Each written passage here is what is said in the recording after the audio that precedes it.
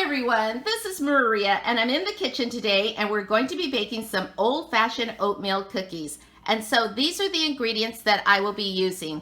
I will be using some white sugar, brown sugar, cooking oil, dried oats, all-purpose flour, raisins, baking soda, some pure vanilla extract, and an egg, and some water. So let's get started. So the first thing I'm going to do is take my large bowl. I have a measuring cup here for 1 cup and I have a spoon. And so let's go ahead and we're going to add the brown sugar first. And so I'm going to use the C&H brand, but you can use a store brand. I'm also using the golden brown. And so I'm just going to put this in the cup. And the reason I wanted to show you this step is because you do have to pack down the brown sugar. So that looks like about a cup, and so let's go ahead and drop that into the bowl. And then we're going to add half a cup of granulated white sugar. And so I'm just going to set this in here in the bowl. And you could do this ahead of time. You can separate the ingredients. I just wanted to show you.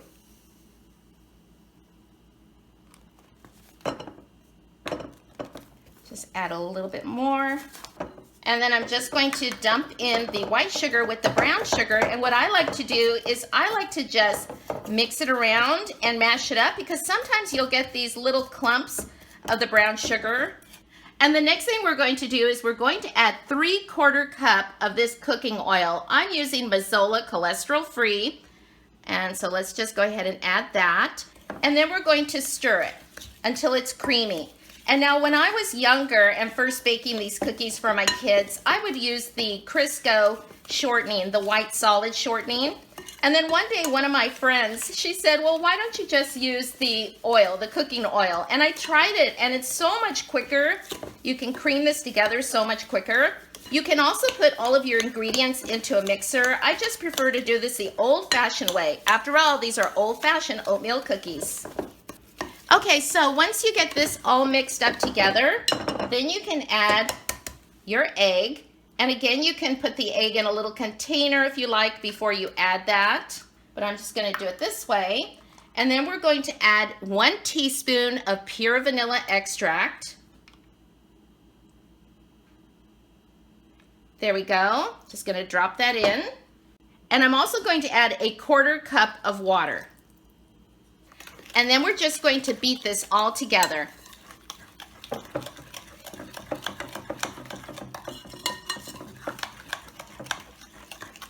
See how nice and creamy that looks?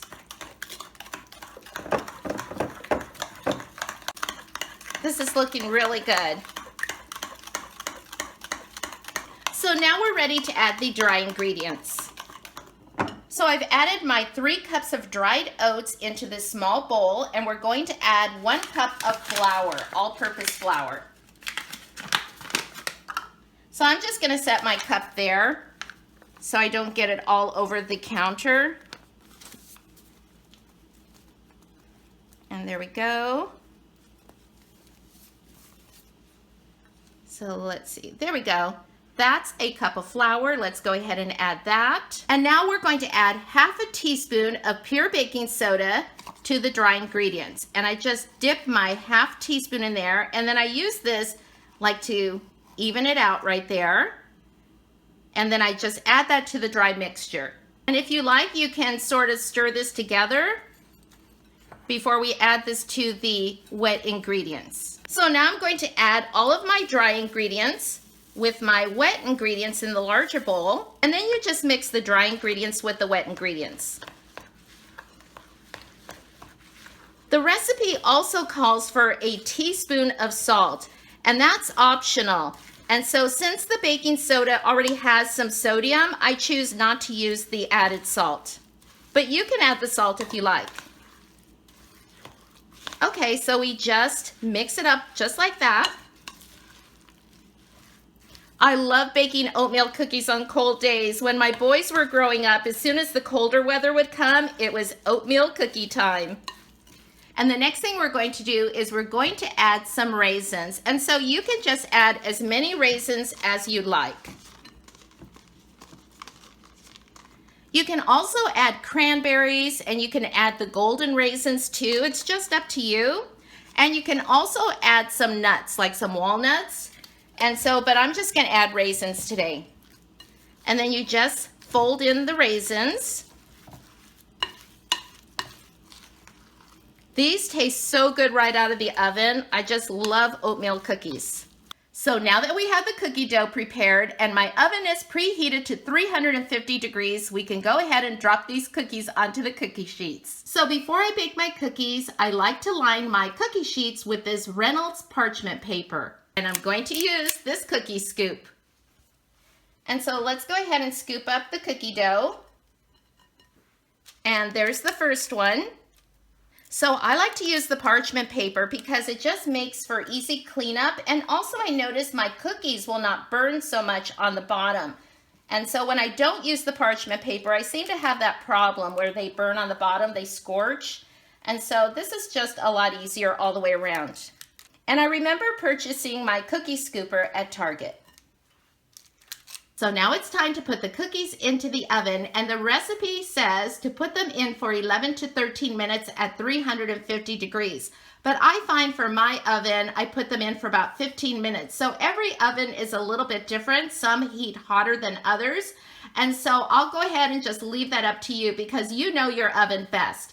Okay, so let's put these cookies into the oven. So here are my oatmeal cookies, and they look really good. I got a little bit more than 2 dozen. So let's go ahead and taste one. And then let's look at the bottom. You can see they're not burnt or anything. And so, yum, you guys. The house smells so good, you guys. Oh, look at that. So let me go ahead and taste it. Oh my gosh, you guys, these are delicious. So this cookie has a nice crunch on the outside, and they're nice and soft in the center. Also, I would like to mention that if you would like to make your cookies a little bit soft after they've been sitting for a while, you can put them in the microwave for a few seconds just to warm them up, and they're nice and soft again. So these are old-fashioned oatmeal cookies, super simple to make, and everyone will love them. Happy baking, everyone, and I'll talk to you soon. Bye-bye.